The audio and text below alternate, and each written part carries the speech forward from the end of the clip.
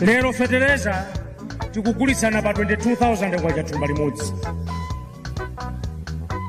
Ife tikunena kuti tsiku lolumbira mtengo wa fetereza umene uzakhalepo Malawi muno 4,495 kwacha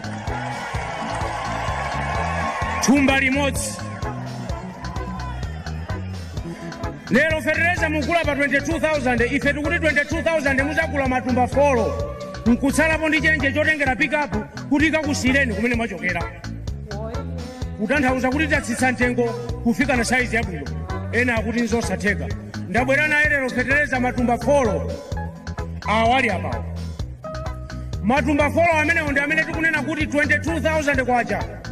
Ikaya season ino tizigula matumba 4. Omufuna mwaone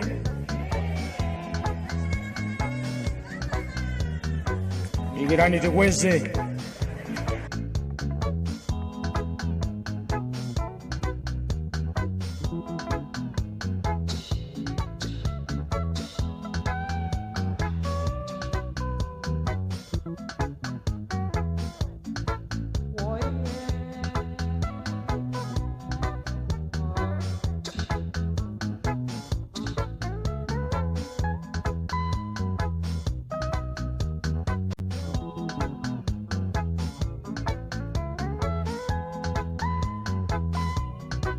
Tikunena kuti pamene tatsitsa mtengo wa fetereza kuchoka pa 22,000 kufika pa 4,495, 22,000 kwacha tizigula matumba 4 ngati awali apawo.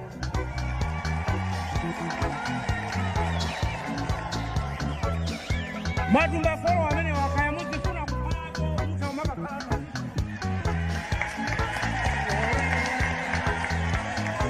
kusangalala kuti zinthu zikutani zikuyenda bwino. Anthu ndi amene tikuyang'ana. Ena akuti sizingatheke. Muzatikumbutsa nthawi ikadzakwana. Koma zimene timalonjeza timakhala tidapanga kale masamu, ndipo masamuwo tidapanga m'Malawi momwe muno. Fetereza ndi uyu magogo muli pano. Uyu folo uyu 22,000 chaka chake ndi chino zitheka ndithu kugula. Aliyense akule fetereza malingana ndi saizi ya munda wake. Mafumu apume kunyozedwa chifukwa cha makuponi.